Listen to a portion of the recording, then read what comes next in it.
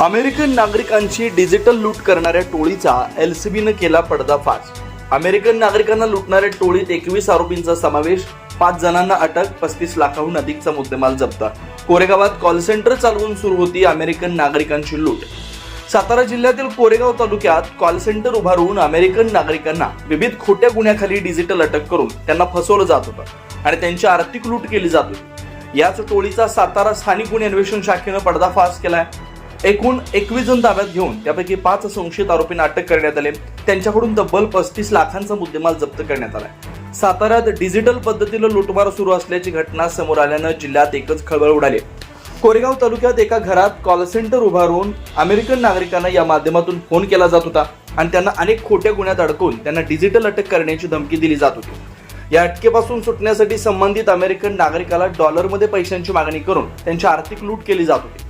याबद्दलची माहिती सातारा स्थानिक गुन्हे अन्वेषण शाखेला मिळताच स्थानिक गुन्हे अन्वेषण शाखेच्या पथकानं या बोगस कॉल सेंटरवर धाड टाकून या कॉल सेंटरमध्ये काम करत असलेल्या 21 जणांना ताब्यात घेतलं आणि त्यांच्याकडून मोबाईल, लॅपटॉप, टीव्ही स्क्रीन आणि रोख रक्कम असा एकूण 35 लाखांहून अधिकचा मुद्देमाल जप्त केला।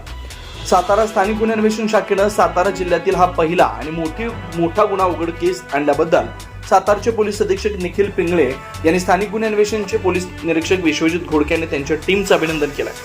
काल रात्री सातारा पोलीसच्या स्थानिक गुन्हे शाखा आणि कोरेगाव पोलीस स्टेशन यांच्या संयुक्त टीमने एका गोपनीय माहितीच्या आधारे कोरेगाव या ठिकाणी एका फेक कॉल सेंटरचा भांडाफोड केलेला आहे। 21 तरुण आरोपी त्या ठिकाणी सापडलेले आहेत, जे प्राथमिक दृष्ट्या असं दिसतंय की अमेरिकन नागरिकांची फसवणूक आणि खंडणी उकळणे अशा प्रकारांमध्ये तिथं इन्व्हॉल्ड असल्याचं दिसलंय।